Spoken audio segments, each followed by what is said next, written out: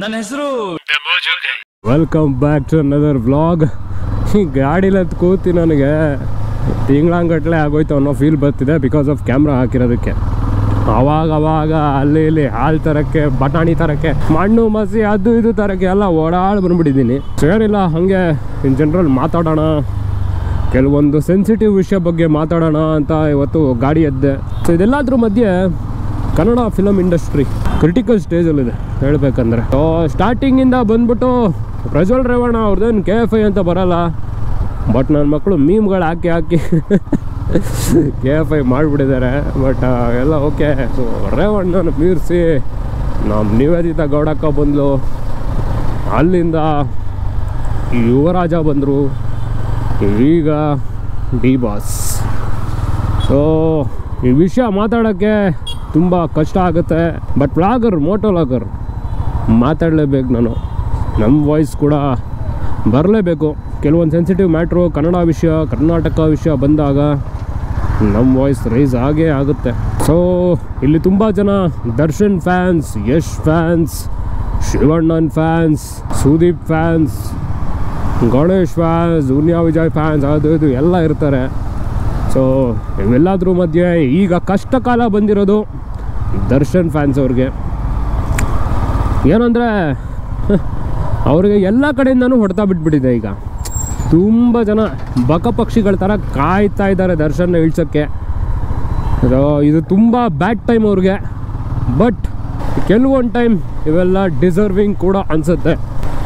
Dedicated fans ಇದ್ದೀರಲ್ಲ, so ನಿಮಗೆಲ್ಲ ಕೋಪ ಬರ್ಬೋದು, ಬಟ್ ಕೋಪನ ಕಂಟ್ರೋಲ್ ಮಾಡ್ಕೊಳ್ಳೋದೇನೆ ಡಿ ಬಾಸ್ ಈಗ ನಿಮ್ಗೆ ಹೇಳ್ಕೊಟ್ಟಿದ್ದಾರೆ ಅಂತ ಅನ್ಕೋತೀನಿ ನಾನು. ನೋಡಿ, ನಾನು ದರ್ಶನ್ ಫ್ಯಾನ್ ಅಲ್ಲ, ನಾನು ಯಶ್ ಫ್ಯಾನ್. ಯಾವುದ್ರಲ್ಲಪ್ಪ? ಮೂವಿಗಳಲ್ಲಿ ಕ್ವಾಲಿಟಿ ಮೂವೀಸ್ ಯಶ್ ಅವ್ರು ಕೊಟ್ಕೊಂಡ್ಬಂದಿದ್ದಾರೆ ಅನ್ನೋದು ನನ್ನ ಅಭಿಪ್ರಾಯ. ದರ್ಶನ್ ಕೊಟ್ಟಿಲ್ಲ ಅಂತ ನಾನು ಹೇಳೋಕ್ಕೆ ಯಾರೂ ಅಲ್ಲ, ಬಟ್ ಎಲ್ಲರಿಗೂ ಅವ್ರವ್ರ ಅಭಿಮಾನಿ ಇರ್ತಾರಲ್ಲ, ಯಾರೋ ಒಬ್ರು ಇಷ್ಟ ಅಂತ. ಮನೇಲಿ ಅಪ್ಪ ಅಮ್ಮಲ್ಲಿ ಯಾರು ಇಷ್ಟ, ಅಮ್ಮ ಇಷ್ಟನ, ಅಪ್ಪ ಇಷ್ಟನ ಇರ್ತಾರೆ, ಯಾರೋ ಒಬ್ರು ಕ್ಲೋಸ್ ಇರ್ತಾರೆ. ಸೊ ಆ ಥರ. ಬಟ್ ಇವೆಲ್ಲ ಬಂದರೆ ಫ್ಯಾಮಿಲಿ ಅಂದರೆ ಎಲ್ಲ ಒಬ್ಬರೇ, ಕನ್ನಡ ಫಿಲಮ್ ಇಂಡಸ್ಟ್ರಿ. ಸೊ ನಾನು ಯಾವುದೇ ಫಿಲಮ್ ಆಗಿರಲಿ, ದರ್ಶನ್ ಫಿಲಮ್ ಆಗಿರಲಿ, ಸುದೀಪ್ದಾಗಿರಲಿ, ಯಾರದೇ ಆಗಿರಲಿ, ನಾನು ಹೋಗ್ಬಿಟ್ಟು ಮೊದಲು ನಮ್ಮ ಕನ್ನಡ ಫಿಲಮ್ ಅಂತ ಆ ಫಿಲಮ್ಗೆ ಅಟೆಂಡೆನ್ಸ್ ಆಗಿ ಬಂದೇ ಬರ್ತೀನಿ. ಯೂಶ್ವಲಿ ಫಸ್ಟ್ ಡೇನೇ ಹೋಗ್ತೀನಿ. ಸಮ್ಟೈಮ್ಸ್ ಏನು ಮಾಡೋದು, ಆಫೀಸ್ ರಜಾ ಸಿಗಲ್ಲ, ಆವಾಗ ಈ ಥರ ವೀಕೆಂಡ್ಸ್ ಹೋಗ್ತೀನಿ. ಸೊ ಮೊನ್ನೆ ಕೊಟ್ಟಿನೂ ನೋಡ್ಕೊಂಬಂದೆ. ಸರಿ, ಓಕೆ, ಒಳ್ಳೆ ಫಿಲಮು, ಆ್ಯಾವ್ರೇಜು. ನಿಜ ಯಾವತ್ತೂ ಹೇಳಲಿಲ್ಲ ಅಂದರೆ ನಮ್ಮ ಕನ್ನಡ ಇಂಡಸ್ಟ್ರಿ ಕೂಡ ಬೆಳೆಯಲ್ಲ. ನೀವು ಮಾಡಿದ್ದೆ ಸ್ಟೋರಿಗಳು ಮಾಡಿಕೊಂಡು ಅದು ಇದೆ ಕಿಸದ ದಬಾಕ್ಬಿಟ್ರೆ ಕಷ್ಟ. ಸೊ ಬಟ್ ಡಾಲಿ ಅವ್ರ ಆ್ಯಕ್ಟಿಂಗ್ ಮೆಚ್ಚಬೇಕು, ಸಖತ್ತಾಗಿತ್ತು ಮಾತ್ರ ಡಾಲಿ ಅವ್ರನ್ನ ನೋಡೋಕ್ಕೆ ತೆರೆ ಮೇಲೆ. ಸೊ ಯಾವುದೇ ಕನ್ನಡ ಫಿಲಮ್ ಬಂದ್ರೂ ನಾವು ಫಸ್ಟ್ ಅಟೆಂಡೆನ್ಸ್ ಹಾಕ್ತೀವಿ, ಹೋಗ್ತೀವಿ. ಯಾರು ಫ್ಯಾನ್ ಯಾರಿರಲಿ ಏನು, ನಮಗೆಲ್ಲ ಆ ಥರ ಹೀರೋ ಇವರೇ ದೇವರು, ಇವರೇ ಅದು ಇದು ಎಲ್ಲ ಯಾವತ್ತೂ ಅನ್ನಲ್ಲ ಗುರು. ನಾನಾಯಿತು, ನನ್ನ ಫ್ಯಾಮಿಲಿ ಆಯಿತು, ಅಷ್ಟೇ ನಮಗೆ ಬೇಕಿರೋದು. ನೀವು ಕೆಲವ್ರು ಜನ ನೇರಾದಿತ್ತ ನಿರಂತರ ಅಂತ ಬರ್ರಿ ಡಿ ಬಾಸ್ ಅಂದ್ಕೊಂಡೆ ಇದ್ಬಿಟ್ಟಿದ್ದೀರ ನೋಡಿ. ಅಲ್ಲಿಂದ ಸ್ವಲ್ಪ ಎಡವಟ್ ಆಗಿಬಿಟ್ಟಿದೆ. ಸೊ ದರ್ಶನ್ ಅವ್ರು ಅರೆಸ್ಟ್ ಆಗಿರೋದಕ್ಕೆ ನನ್ನ ಪ್ರಕಾರ ಬರೀ ಅವ್ರು ಮಾತ್ರ ಕಾರಣ ಅಲ್ಲ. ಒಂದು ಫಸ್ಟ್ ಆರೋಪಿ ಪವಿತ್ರ ಗೌಡನೇಪ್ಪ. ಸುಮ್ಮನೆ ಇಗ್ನೋರ್ ಮಾಡಿಬಿಟ್ಟಿದ್ರೆ ಆಗ್ಬಿಟ್ಟಿರೋದು. ಎಷ್ಟು ಜನ, 1000 ಜನ ಮಾಡ್ತಾರ್ರಿ ಕಮೆಂಟು. ದಿನಕ್ಕೆ ಫೇಕ್ ಅಕೌಂಟ್ಗಳಲ್ಲಿ ಬೇಜಾನ್ ಬರುತ್ತೆ. ನಾವೇನೇ ಎಷ್ಟೆಲ್ಲ ಓಡಾಡ್ತೀವಿ ಫುಲ್ಲನು. ಯಾವನ ಕಮೆಂಟ್ ಮಾಡಿರ್ತಾನೆ, ನನ್ನ ಮಕ್ಕಳು ನಾವು ರಿಪ್ಲೈ ಮಾಡ್ತೀವಿ. ಸರಿ, ರಿಪ್ಲೈ ಕೊಡಿ, ಸೋಷಿಯಲ್ ಮೀಡಿಯಾ ವಾರ್ ನಡೆಸ್ರಿ, ಏನಾಗಲ್ಲ. ಅಥವಾ ಹಿಂಗೆಲ್ಲ ಟಾರ್ಚರ್ ಕೊಡ್ತೀಯನಾ, ಅವನ್ನ ಸೋಷಿಯಲ್ ಮೀಡಿಯಾಗೆ ಸುಮ್ಮನೆ ರಿಪೋರ್ಟ್ ಮಾಡಿಬಿಡಿ, ಜನ ನೋಡ್ಕೋತಾರೆ, ಫುಲ್ ಅಜೀಬ್ ಮಾಡಿಬಿಡ್ತಾರೆ. ಅದನ್ನು ಬಿಟ್ಟು ಎಲ್ಲೆಲ್ಲಿಗೋ ಕೈ ಹಾಕ್ಬಿಟ್ರಲ್ಲ ಪವಿತ್ರ ಗೌಡವ್ರೆ. ಇಲ್ಲಿಂದ ಎಡವಟ್ಟಾಗಿದ್ದು. ಒಂದು ಹೆಣ್ಣಿಂದ ಮಹಾಭಾರತನೇ ಸ್ಟಾರ್ಟ್ ಆಯ್ತು ನೋಡಿ, ಹಂಗೆ ಇಲ್ಲಿ ಹೊಸ ಅಧ್ಯಾಯ ಇದು. ದಿನಕ್ಕೊಬ್ಬ ಫೇಸ್ಬುಕ್ಕು, ಇನ್ಸ್ಟಾಗ್ರಾಮಲ್ಲಿ ಒಬ್ಬ ಮೆಸೇಜ್ ಹಾಕ್ತಾನೆ ಇರ್ತಾನೆ, ಎಷ್ಟೋ ಹುಡುಗಿರು ತೊಂದರೆ ಕೊಡ್ತಾನೆ ಇರ್ತಾರೆ. ಸೊ ಅದನ್ನು ಕೆಲವೊಮ್ಮೆ ಸೋಷಿಯಲ್ ಮೀಡಿಯಾ ಈಸ್ ಇಗ್ನೋರ್ ಮಾಡೋದು. ಓಕೆ, ಏನೋ ಎದುರುಗಡೆ ಬಾಗುರು, ನಿಂಗೆ ಎದುರುಗಡೆನೇ ಬಿಡೋಲ್ಲ ನಿನ್ನ, ಹಂಗಿಂಗೆ ಬರ್ತೀನಿ, ಇಲ್ಲಿದ್ದೀನಿ ಅಂತ ಫೋಟೋ ಎಲ್ಲ ಕಳಿಸ್ತಾನೆ, ಬಾಗುರು ನೋಡ್ಕೊಳ್ಳೋಣ ಅವಾಗ. ಬಟ್ ಕೊಲೆ ತನಕ ಹೋಗೋದು ಬೇಕಿತ್ತಾ ಅನ್ನೋದೇ ಒಂದು ಕ್ವೆಶನ್ನು. ಬಟ್ ಯಾರೇ ಇರಲಿ ಬಿಡಿ, ಒಂದು ಮಾತು ಮಾತ್ರ ಅರ್ಥ ಮಾಡ್ಕೋಬೇಕು. ಈಗ ರೇಣುಕಾ ಸ್ವಾಮಿ ಅವ್ರು ಏನಿದ್ದಾರೆ ಇಲ್ಲಿ, ಅವ್ರು ತುಂಬ ಒಳ್ಳೆಯವರು. ಅವರಿಂದ ಅವ್ರು ಹೋಗಿದಾಗ ತುಂಬ ಅನ್ಯಾಯ ಆಗಿದೆ ಅಂದರೆ ಅದನ್ನು ನಾನು ಒಪ್ಪಲ್ಲ. ಯಾಕಂದರೆ ಅನ್ನೆಸೆಸರಿ ಆ ಮನುಷ್ಯನು ಬಂದಿರೋ ನ್ಯೂಸ್ ಪ್ರಕಾರ ಅನ್ನೆಸೆಸರಿ ಆ ಮನುಷ್ಯನು ಒಂದು ಅಕೌಂಟ್ ಬ್ಲಾಕ್ ಆದರೆ ಇನ್ನೊಂದು ಅಕೌಂಟ್ ಕ್ರಿಯೇಟ್ ಮಾಡಿ ಮೆಸೇಜ್ ಮಾಡ್ತಿದ್ನಂತಪ್ಪ. ಸೊ ಅವ್ರ ಪೇರೆಂಟ್ಸ್ ಹೇಳ್ತಾರೆ ಅವರು ಡಿ ಬಾಸ್ ಅಭಿಮಾನಿ ಅಲ್ಲ ಹಂಗೆ ಹಿಂಗೆ ಅಂತ. ಇವೆಲ್ಲ ನ್ಯೂಸ್ ಅವ್ರು ಹೇಳ್ತಿರ್ತಾರೆ, ಮೀಡಿಯಾ ಅವರು. TRPಗೆ ಏನು ಬೇಕಾದ್ರೂ ನಡೆಯುತ್ತೆ ಮೀಡಿಯಲ್ಲಿ, ಆ ಕ್ವಶನ್ ಬೇಡ. ಈಗ ಆ ರೇಣುಕಾ ಸ್ವಾಮಿ ಬೇಕಂತ ಫೇಕ್ ಅಕೌಂಟ್ ಕ್ರಿಯೇಟ್ ಮಾಡಿ ತಲೆ ತಿಂತಾಯಿದ್ರೆ ಸ್ವಲ್ಪ ಎಡವಟ್ಟು ಆಗೇ ಆಗುತ್ತೆ, ಕೋಪ ಬಂದೇ ಬರುತ್ತೆ. ಇಲ್ಲಿ ಒಂದು ನ್ಯಾಯ ಕೂಡ ಇದೆ. ದರ್ಶನ್ ಅವ್ರು ಮಾಡಿರೋದು ಇದಕ್ಕೆ ಏನು ನೆಗೆಟಿವ್ ಕಮೆಂಟ್ ಕೊಡ್ತಿರೋ ನನಗಂತೂ ಗೊತ್ತಿಲ್ಲ. ಬಟ್ ಸಿಂಪಲ್ ಎಕ್ಸಾಂಪಲ್ಲು, ನಿಮ್ಮ ಅಕ್ಕಂಗಿಗೆ ಅಮ್ಮಗೆ ಯಾರೋ ಒಬ್ರಿಗೆ ಹೇಳಿದ್ರು ಅಂದ್ಕೊಳ್ಳಿ, ಬಾಗುರು ನಂದು ಕಳಿಸ್ತೀನಿ, ನಂದೇ ದೊಡ್ಡದು, ಏನು ಅವ್ರ ಜೊತೆ ಯಾಕಿರ್ತೀಯ ಅಂದರೆ ಆ ಟೈಮಲ್ಲಿ ನೀವು ಟ್ರಿಗರ್ ಆಗಿ ಆಗ್ತೀರಾ. ಬಟ್ ಒಂದು ಇಲ್ಲಿ ಜ್ಞಾಪಕ ಇಟ್ಕೋಬೇಕು, ನೀವು ಸೆಲೆಬ್ರಿಟಿ ಅಲ್ಲ, ನೀವು ಕಾಮನ್ ಮ್ಯಾನ್. ನಿಮ್ಮ ಜಗಳಗಳು ಹೇಗೆ ಇಲ್ಲಿ ಜಗಳ ಆಗಿ ಇಲ್ಲಿ ನಿಂತೋಗ್ಬಿಡುತ್ತೆ, ಅಥವಾ ಅಲ್ಲಿ ಎಂಡಾದರೂ ಯಾರಿಗೂ ಗೊತ್ತಾಗಲ್ಲ. ಅದೇ ಸೆಲೆಬ್ರಿಟಿ ಆಗಿ ಅವರು ಯೋಚಿಸ್ಬೇಕಿತ್ತು. ಇಷ್ಟೇ ಮ್ಯಾಟ್ರು. ಕಾಮನ್ ಮ್ಯಾನ್ ಫೈಟ್ಸ್ಗಳೆಲ್ಲ ಹೆವಿ ಕಾಮನ್ಗಳು. ಇಲ್ಲಿ ರೋಡಲ್ಲಿ ಹೋಗ್ತಾ ಇಲ್ಲಿ ಯಾರೋ ಒಬ್ಬಂಗೆ ಏನೋ ಹಿಂಗೆ ಬರ್ತಿದ್ಯಾ ಅಂದರೆ ಅವ್ನು ಅದಕ್ಕೂ ಜಗಳಕ್ಕೆ ಬರ್ತಾನೆ. ಸೊ ಹಂಗೆ ಇರೋದಿಲ್ಲ ಅಲ್ಲ. ಯಾರೋ ಬೈಕ್ ನೋಡಿ ಅವ್ನು ರೈಟ್ ಹಾಕೊಂಡು ಸಡನ್ನಾಗಿ ಬಂದಪ್ಪ, ನಾನು ಹಿಂಗೆ ಫಾಸ್ಟಾಗಿ ಹೋಗಿದ್ದೆ, ಅಯ್ಯೋ ನೀನಂತ ಬೈತೀನಿ.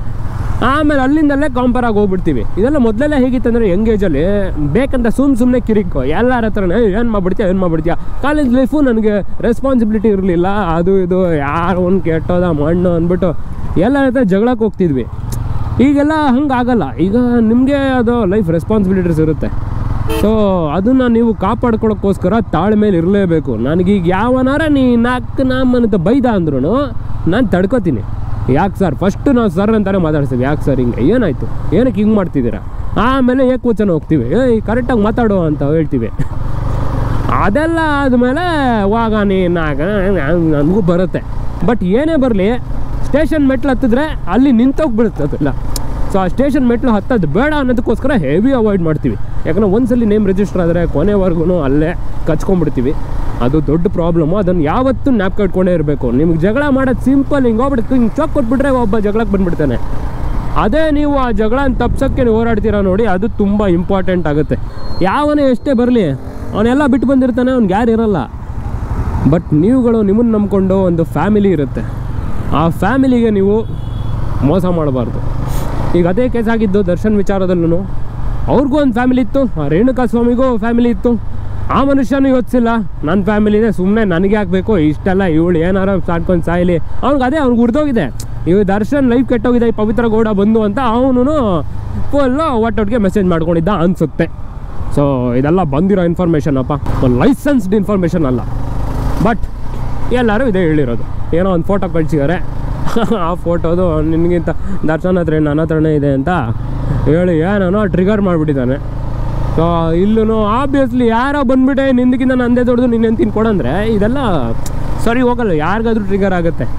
ಸೊ ಆ ಮನುಷ್ಯನು ಅಂತ ದೊಡ್ಡ ಒಳ್ಳೆ ಕೆಲಸ ಏನು ಮಾಡಿಲ್ಲ, ತಪ್ಪೇ ಮಾಡಿದ್ದಾರೆ. ಬಟ್ ಅವರು ಯೋಚಿಸ್ಬೇಕಿತ್ತು, ನನಗೊಂದು ಫ್ಯಾಮಿಲಿ ಇದೆ. ದರ್ಶನ್ ಅವರು ಯೋಚಿಸ್ಬೇಕಿತ್ತು, ನನಗೊಂದು ಫ್ಯಾಮಿಲಿ ನಂಬ್ಕೊಂಡಿದೆ.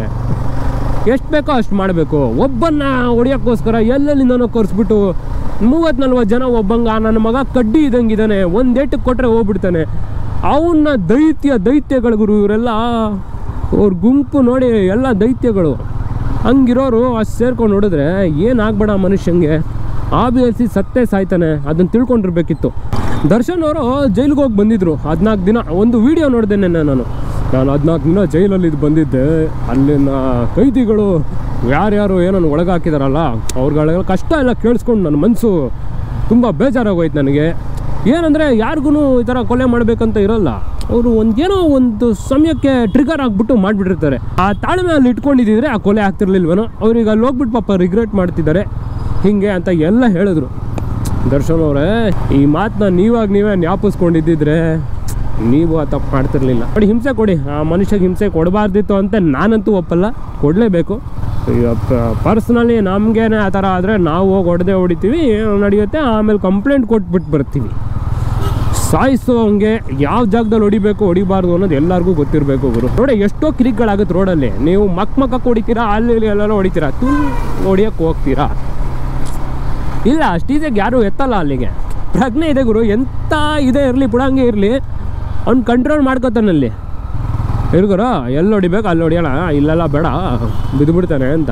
ಬಟ್ ಕೆಲವರು ಇರ್ತಾರೆ ನೋಡಿ, ಲೋ ಕ್ಲಾಸ್ ನನ್ನ ಮಕ್ಕಳು, ಯಾನು ಸಾಯಿಸ್ಲೇಬೇಕಂತ ಬರೋರು ಏನು ಮಾಡೋಕ್ಕಾಗಲ್ಲ, ಅಲ್ಲೇ ಹೊಡಿತಾರೆ, ಸಾಯಿಸ್ತಾರೆ. ದರ್ಶನ್ ಅವ್ರಿಗೆ ನಾರ್ಮಲ್ ಫಿಲಮಲ್ಲೇ ಎಲ್ಲ ಟ್ರಿಕ್ಸ್ ಹೇಳ್ಕೊಟ್ಬಿಟ್ಟಿರ್ತಾರೆ, ಸ್ಟಂಟ್ಸು. ಅವ್ರಿಗೆ ಆಲ್ರೆಡಿ ಇಂಥ ಜಾಗಕ್ಕೆ ಹಿಂಗೆ ಬೀಳಬಾರ್ದು ಎಲ್ಲ ಹೇಳಿರ್ತಾರೆ ಫೈಟ್ ಟ್ರೈನಿಂಗ್ ನಡೆಯೋವಾಗಲೂ ಅಲ್ವಾ. ಸೊ ಅವ್ರಿಗೆ ಗೊತ್ತಿರಬೇಕು. ಆ ಪ್ರಜ್ಞೆ ಅವತ್ತು ಅವ್ರಿಗಿರಲಿಲ್ಲ, ಅದರಿಂದ ಒಂದು ಸಣ್ಣ ತಪ್ಪಾಗೋಯ್ತು. ಆಮೇಲೆ ನಿಮ್ಮಲ್ಲಿ ಕೆಲವು ಥರ್ಡ್ ಕ್ಲಾಸ್ ನನ್ನ ಮಕ್ಕಳು ಡಗರ್ ದಾಸ, ಗಾಂಡು ದಾಸ, ಗಾಂಡು ಡಿ ಬಾಸ್ ಅಂತ ಬೈಕೊಂಡಿದ್ದೀರಾ ನೋಡಿ. ಮಕ್ಕಳ ಗಾಂಡು ಅವರಲ್ಲ ನೀವುಗಳು. ನನ್ನ ಮಕ್ಕಳ ಗಂಡಸ್ತನದಿಂದ ಮುಂದೆ ಕರೆಸ್ಬಿಟ್ಟು ಬಾಗೂರು ಅಂತ ಹೊಡೆದಿದ್ದಾರೆ ಅವ್ನು ಮಾಡಿರೋ ಕೆಲಸಕ್ಕೆ.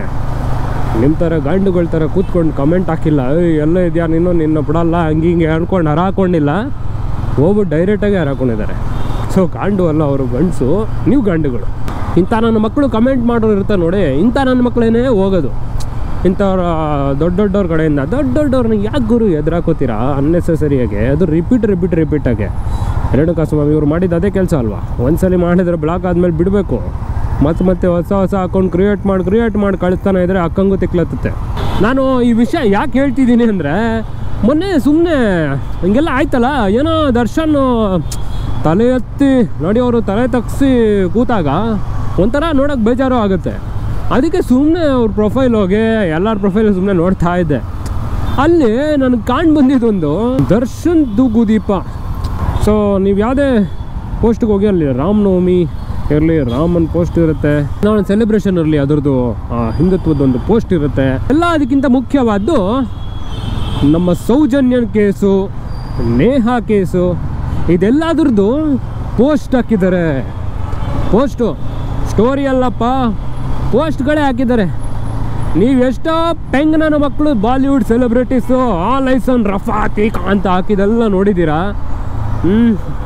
ಆದರೆ ಮೊನ್ನೆ ರಿಯಸ್ ಅಲ್ಲೋ ಆಯ್ತಲ್ಲಪ್ಪ ಕಾಶ್ಮೀರಲ್ಲಿ, ದೇವಿ ಟೆಂಪಲ್ ಹತ್ರ ಹೋಗೋ ಎಷ್ಟೋ ಹಿಂದೂಗಳನ್ನ ಸಾಯಿಸ್ಬಿಟ್ರಲ್ಲ ಟೆರರಿಸ್ಟು. ಅದ್ರ ಮೇಲೆ ಒಬ್ಬನ ಮಗನು ಪೋಸ್ಟ್ ಹಾಕಿಲ್ಲ, ಒಂದು ಸ್ಟೋರಿ ಇಲ್ಲ. ಸೊ ಇದು ನಮ್ಮ ಸೆಲೆಬ್ರಿಟಿ ಲೈಫ್ ಸ್ಟೈಲ್. ಯಾರಿಗೆ ಬೇಕಿರೋ ನಮ್ಮ ಬಾಳು, ನಮ್ಮ ಜೀವನ ನಮ್ದಾಯ್ತು ಅಂತ ನೋಡ್ಕೊಂಡಿರೋರೇ ಜಾಸ್ತಿ. ಇರಲಿ, ತಪ್ಪನ್ನಲ್ಲ. ಕೆಲವೊಮ್ಮೆ ದೇಶದ ಬಗ್ಗೆ ಬಂದಾಗಾದ್ರೂ, ದೇಶದ ಮರ್ಯಾದೆ ಬಗ್ಗೆ ಬಂದಾಗಾದ್ರೂ ವಾಯ್ಸ್ ರೈಸ್ ಮಾಡಬೇಕಲ್ವ. ಸೊ ಅದನ್ನು ಮಾಡಿರೋದು ದರ್ಶನ್ ಅವ್ರು ಒಬ್ಬರೇ ಅಂತ ನನಗನ್ಸುತ್ತೆ. ಬೇರೆಯವರು ಮಾಡಿದರೆ ದಯವಿಟ್ಟು ನನಗೂ ಹೇಳಿ, ನಾನು ತಿಳ್ಕೊಬೋದು. ಒಳ್ಳೇದೇನು ಮಾಡಿದ್ದಾರೆ ಅದನ್ನು ಹುಡ್ಕೋಕ್ಕೆ ಪ್ರಯತ್ನ ಪಡ್ತಿದ್ದೀವಿ. ಈಗ ಬರೀ ಕೆಟ್ಟದೇ ಹರಿದಾಡ್ತಿದೆಯಲ್ಲ, ಒಳ್ಳೇದೇನು ಮಾಡಿದಾರೆ ಮನುಷ್ಯ ಅಂತಲೂ ನೋಡಬೇಕು. ಅವ್ರು ಮಾಡಿರೋ ಕಾರ್ಯಗಳು ತುಂಬ ಇದೆ. ಯಾವುದೇ ಝೂಗೆ ಡೊನೇಷನ್ಸ್ ಇರಲಿ, ಬಡವ್ರಿಗೆ ಸಹಾಯ ಮಾಡಿರೋದಿರಲಿ, ಎಲ್ಲ ಇದ್ದೇ ಇದೆ. ಕೆಲವ್ರ ಕಣ್ಣಿಗೆ ಕಾಣಲ್ಲ, ಈಗ ಬರೀ ಕೆಟ್ಟದೇ ಕಾಣುತ್ತೆ. ಯಾಕಂದರೆ ಸುಮ್ಮನೆ ಎಲ್ಲ ಗುರು ನೋಡಿ, ಒಂದೊಂದು ಆಟೋ ಹೋಗ್ತಿದ್ರು ನಾನು ಆಟೋಗಳಿಂದ ಡಿ ಬಾಸ್ ಅಂತ ಹಾಕಿರೋದಷ್ಟು ನೋಡಿದ್ದೆ. ಶಂಕರ್ನಾಗ್ ಒಂದು ಕಾಲದಲ್ಲಿ ಅಷ್ಟೇ ಇದ್ದಿದ್ದು, ಅದಾದಮೇಲೆ ಬಂದಿದ್ದು ಡಿ ಬಾಸ್ ಮಾತ್ರ. ಸೊ ನೀವು ಅದನ್ನು ಮರಿಬಾರ್ದು. ಈ ಡಿ ಬಾಸ್ ಅನ್ನೋ ಕ್ರೇಜು ಸುಮ್ಮನೆ ಅಂತೂ ಬಂದಿಲ್ಲ. ಅವ್ರು ಮಾಡಿರೋ ಕೆಲಸಕ್ಕೆ, ಅವ್ರು ಕೊಟ್ಟಿರೋ ಅಭಿಮಾನಕ್ಕೆ, ಅಭಿಮಾನಿಗಳ ಮೇಲೆ, ಅದಕ್ಕೆ ಅವ್ರ ಫ್ಯಾನ್ಸ್ ಕೂಡ ಹಂಗೆ ಇದ್ದಾರೆ. ಬಟ್ ಕೆಲವರು ಕಿತ್ತೋದ ಫ್ಯಾನ್ಸೇ ಜಾಸ್ತಿ ಇದ್ದಾರೆ ಅಂತ ನಾನು ಹೇಳೋಕ್ಕೆ ಇಷ್ಟಪಡ್ತೀನಿ. ಹೇಗಂದರೆ ಅವ್ರು ಸಾಯಿಸಿದ್ರೆ ನಾನು ಸಾಯಿಸ್ತೀನಿ ಅನ್ನೋರಿದ್ದಾರೆ. ಈ ತಪ್ಪಿಂದಾನೇ ಒಬ್ಬ ಅಲ್ಲಿ ಯಾರೋ ಅನೂನು ಮನೂನು ಅವನ ಹೆಸರು ಅನು ಅನಿಸುತ್ತೆ, ಅವರಪ್ಪ ಹೋಗ್ಬಿಟ್ರಲ್ರಿ ಹಾರ್ಟ್ ಅಟ್ಯಾಕ್ ಆಗಿ. ಮಗ ಕೊಲೆ ಮಾಡಿಬಿಟ್ಟಿದ್ದಾನೆ, ಆ ಕೇಸಲ್ಲಿ ಸಿಗಾಕೊಂಡ್ಬಿಟ್ಟಿದ್ದಾನೆ ಅಂದ ತಕ್ಷಣ ಅವ್ರ ತಂದೆ ಹಾರ್ಟ್ ಅಟ್ಯಾಕ್ ಆಗಿ ಸತ್ತೋದ್ರು. ಇಷ್ಟೇ ಆಗೋದು ನೋಡಿ. ನೀವು ನಿಮ್ಮ ಬ್ಯಾಕ್ಗ್ರೌಂಡ್ ಬಗ್ಗೆ ಯೋಚಿಸಲ್ಲ. ದರ್ಶನ್ ಅವ್ರು ಬಿಡಿ ಆಯಿತು, ಹೆಂಗೋ ಏನಾನೋ ಮಾಡಿ ಬೇಲ್ ಸಿಗುತ್ತೆ ಅನಿಸುತ್ತೆ. ನೀವುಗಳೇನ್ರಿ ಮಾಡ್ತೀರಾ? ಆ ಕ್ಯಾಬ್ ಡ್ರೈವರ್ಗಳು ಪಾಪ ಅವನದೇನು ತಪ್ಪಿಲ್ಲ, ಅವನು ಹೆಂಗ್ರಿ ಹೊರಗಡೆ ಬರ್ತಾನೆ? ಇವೆಲ್ಲ ಕಷ್ಟ ಅಲ್ವಾ? ಎಷ್ಟೋ ಜನ ಅಮಾಯಕರೆಲ್ಲ ಈಗ ಫಿಟ್ ಆಗಿಬಿಟ್ಟಿದ್ದಾರೆ ಕೇಸಲ್ಲಿ. ಈ ಕಷ್ಟ ನನಗೆ ನೋಡೋಕ್ಕಾಗ್ತಿಲ್ಲ. ಸೊ ಇಂಥ ಫ್ಯಾನ್ಸ್ಗಳಿಂದ ಇಂಥ ಅಭಿಮಾನಕ್ಕೆ ಅಂಧ ಅಭಿಮಾನ ಅಂತ ಹೇಳ್ಬೋದು. ಅಂಧಭಕ್ತ ಅಂತ ಮೋದಿಗೆ ಹೇಳ್ತೀರಾ ಅಲ್ವಾ ಕೆಲವ್ರು ಜನ, ನಾವುಗಳು ಸಪೋರ್ಟ್ ಮಾಡಿದ್ರೆ ಹಾಗೆ ಇದಾಗ್ಬಿಟ್ಟಿದೆ. ಇದು ಆ್ಯಕ್ಚುಲ್ ಅಂಧಭಕ್ತಿದು ಎಲ್ಲ. ಈ ತಪ್ಪು ಮಾಡೋಕ್ಕೆ ಹೋಗಬೇಡಿ ಅಷ್ಟೇ ನಾನು ಕೇಳ್ಕೊಳ್ಳೋದು. ನೀವು ಯಾವುದೇ ಜಗಳ ತೊಗೊಳಕ್ಕೆ ಮುಂಚೆ ನಿಮ್ಮ ಫ್ಯಾಮಿಲಿ ಬಗ್ಗೆ ಯೋಚಿಸಿ. ನರ್ಸೋನ ತಪ್ಪು ಮಾಡಿಬಿಟ್ರು, ಅವ್ರು ಮಾಡಿರೋದು ಕೆಲವೊಮ್ಮೆ 1 ಪಾಯಿಂಟಲ್ಲಿ ತಪ್ಪನ್ನೋಕ್ಕಾಗಲ್ಲ. ಯಾಕಂದರೆ ಅವ್ರು ಯೋಚಿಸಿರೋದು ಕರೆಂಟ್ ಗೌರ್ಮೆಂಟ್ ಡೆಮೋಕ್ರೆಟಿಕ್ ಕಂಟ್ರಿ ಬಗ್ಗೆ ಯೋಚಿಸಿಲ್ಲ ಅವರು. ಈಗೆಲ್ಲ ಲಾ ಇದೆ, ಎಲ್ಲ ಇದೆ. ಅವರು ರಾಜ ಕಾಲದಲ್ಲಿ ಯೋಚಿಸ್ಬಿಟ್ಟಿದ್ದಾರೆ. ರಾಜನಾಗಿ ಮಾಡಿರೋದು ಯಾರು? ನೀವು ಅಭಿಮಾನಿಗಳು. ಸೊ ಆ ರಾಜತ್ವ ಅವ್ರು ಬಂದ್ಬಿಟ್ಟಿದೆಯಲ್ಲ, ಆ ಒಂದು ಅಹಂಕಾರದಲ್ಲಿ ಅವರು ಇದನ್ನು ಮುಂದೆ ಹೋಗ್ಬಿಟ್ಟಿದ್ದಾರೆ. ಬಿಡುಗರು ನೋಡ್ಕೊಳ್ಳೋಣ, ಕೋಟಿ ಇದೆ, ಹೆಂಗೋ ಒಂದು ಡೀಲ್ ಆಗುತ್ತೆ, ಹೆಂಗೋ ಮುಚ್ಚಾಕೋಣ ಅಂತ ನೋಡ್ಕೊಂಡಿದ್ದಾರೆ ಅನಿಸುತ್ತೆ. ಅದೇನೋ ವರ್ಕೌಟ್ ಆಗಿಲ್ವೇನೋ, ಇನ್ನೂ ಪ್ರೂವ್ ಆಗಿಲ್ಲ ಯಾರು ಆರೋಪಿ ಅಂತ. ನೋಡೋಣ, ನ್ಯೂಸಲ್ಲಿ ಬರುತ್ತೆ. ಈ ನ್ಯೂಸನು ಎಲ್ಲ ನಿಜಾನೇ ಹೇಳ್ತಾರೆ ಅಂತ ನಂಬ್ಕೊಂಡಿರೋಕ್ಕಾಗಲ್ಲ. ಅಷ್ಟು ಅಂಧಭಕ್ತ ಮತ್ತೆ ನೀವು ಆಗಬೇಡಿ. ಟಿ ಆರ್ ಪಿಗೋಸ್ಕರ ಏನು ಬೇಕಾದ್ರೂ ಆಗುತ್ತೆ. ಅಲ್ಲೇ ನೋಡಿ, ಅವನು ದರ್ಶನ್ ಅಭಿಮಾನಿನೇ ಅಲ್ಲ ಅಂತ ಹೇಳಿಸ್ಬಿಟ್ರು ಅವ್ರ ಅಪ್ಪ ಅಮ್ಮಯಿಂದ. ಸೊ ಇದೆಲ್ಲ ನಡೆಯುತ್ತೆ. ಯಾರಿಗೇನು ಬೇಕೋ ನೋಡಿ, ಈ ಸೌಜನ್ಯ, ನೇಹಾ ಕೇಸು ಇದೆಲ್ಲ ಆದಾಗ ಯಾವ ನ್ಯೂಸ್ ಅವ್ರನ್ನು ಕಂಟಿನ್ಯೂಸ್ ಆಗಿ ಈ ಥರ ಟೆಲಿಕಾಸ್ಟ್ ಮಾಡಿಲ್ಲ. ಇವೆಲ್ಲ ನೀವುಗಳು ನೋಡ್ತೀರಾ ನೋಡಿ, ದರ್ಶನ್ ಅಂತ ಬಂದುಬಿಟ್ರೆ ಹೆಸರು ನೀವೆಲ್ಲ ನೋಡ್ತೀರಾ. ಸೊ ಅವ್ರಿಗೆ ಬೇಕು ಅದನ್ನೇ. ಸೊ ಅದಕ್ಕೆ ಅವರು ಟೆಲಿಕಾಸ್ಟ್ ಮಾಡಿದ್ದೇ ಮಾಡ್ಕೊಂಡಿರ್ತಾರೆ, ಕೆಟ್ಟದೇ ಬರೀ ತೋರಿಸ್ತಾರೆ. ಏನೇ ಇರಲಿ, ದರ್ಶನ್ ಅವರು ತಲೆ ತಗ್ಗಿಸಿ ಬಿಟ್ಟರು, ದರ್ಶನ್ ಅವರು ಈ ಕೆಲಸ ಮಾಡಿದ್ದಾರೆ, ಪವಿತ್ರ ಗೌಡರು ಬರೋವಾಗ ಸ್ಮೈಲ್ ಮಾಡಿದ್ದಾರೆ, ಲಿಪ್ಸ್ಟಿಕ್ ಹಾಕಿದ್ದಾರೆ, ಎಲ್ಲ ಎಲ್ಲ ಏನು ಸಿಕ್ಕಿದ್ರು ಅದೆಲ್ಲ ನ್ಯೂಸೇ. ಈಗ ನೆಗೆಟಿವ್ ಇರೋವಾಗ ಒಂದು ಉಮಾಪತಿ ಅವ್ರು ಹೇಳಿದರು, ಆ ಮನುಷ್ಯ ಅಷ್ಟು ಖುಷಿ ಯಾರೂ ಇರೋಲ್ಲ ಅನ್ಸುತ್ತೆ. ಈಗ ಮೇಲಿದ್ದಾರೆ, ಕೆಳಗೆ ಬಿದ್ದೇ ಬೀಳ್ತಾರೆ, ಆವಾಗ ನಾವು ಮಾತಾಡ್ತೀವಿ. ಹಿಂಗೆಲ್ಲ ಗೊತ್ತಿರ್ಬೋದು. ಎಲ್ಲ ತುಂಬ ಜನ ಕಾಯ್ತಿರ್ತಾರೆ ಈಗ ಆಪರ್ಚುನಿಟಿಗೆ, ಹೊರಗಡೆ ಬರೋಕ್ಕೆ ಬಿಡಲ್ಲ. ಸ್ಟೇಜಿಗೆ ಎಷ್ಟು ಜನ ಅಷ್ಟಿಷ್ಟ ಹೊಡೆಯೋರಿದ್ದಾರೆ. ಸೊ ಈ ಥರ ಅವರು ರಾಜ ನೀತಿ ಮಾಡ್ಕೊಂಬಂದಿದ್ದಾರಲ್ಲ, ಅದು ಎಲ್ಲ ಸತಿ ವರ್ಕೌಟ್ ಆಗಲ್ಲ.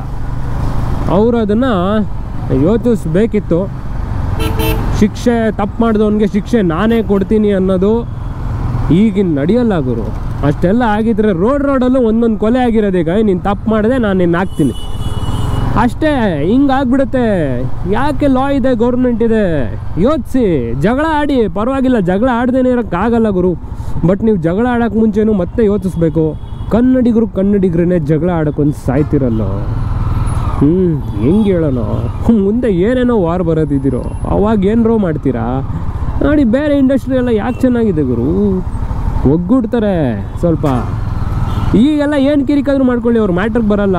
ಬಟ್ ನೀವೆಲ್ಲ ಒಟ್ಟಿಗೆ ನಿಂತು ತೋರಿಸ್ಬೇಕು, ನಮ್ಮ ಇಂಡಸ್ಟ್ರಿಗವರು ನಾವು ಬಿಟ್ಕೊಡಲ್ಲ ಅಂತ. ಅದನ್ನು ಬಿಟ್ಟು ಆ ಬಾಸ್ ಫ್ಯಾನ್ಸ್, ಈ ಬಾಸ್ ಫ್ಯಾನ್ಸ್ ಅಂತ ಅಂದ್ಕೊಂಡಿದ್ರೆ ಸುಮ್ಮನೆ ನಿಮ್ಮ ಜೀವನವನ್ನು ನೀವು ಹಾಳು ಮಾಡ್ಕೊಂಡ್ಬಿಡ್ತೀರಾ. ನಿಮಗೋಸ್ಕರ ನೀವು ದುಡೀರಿ, ಚೆನ್ನಾಗಿರಿ. ನೀವು ಒಂದು ಮಟ್ಟಕ್ಕೆ ಬಿಸ್ನೆಸ್ ಮ್ಯಾನ್ ಆಗಿ ಹೆಸರು ಮಾಡಿ, ಅದೇ ನಿಮ್ಮ ಸೆಲೆಬ್ರಿಟಿಗಳು ಇರ್ತಾರೆ ನೋಡಿ, ನಿಮ್ಮ ಜೊತೆಗಿರ್ತಾರೆ. ಬಟ್ ನೀವೇನು ಮಾಡ್ತೀರಾ, ಸೆಲೆಬ್ರಿಟಿ ಕಾಲು ಕೆಳಗೆ ಇರೋಕ್ಕೆ ನೋಡ್ತೀರಾ. ಅವ್ರು ತಲೆ ತಗ್ಸಂದ್ರೆ ತಲೆ ತಗ್ಗಿಸ್ತೀರಾ, ಅವ್ರು ಬಂದು ನೆಕ್ಕಂದ್ರೆ ನೆಕ್ತೀರಾ. ಆ ಥರ ಆಗ್ಬಿಟ್ಟಿದ್ದೀರಾ. ನೀವೂ ಎದ್ದೇಳಬೇಕು.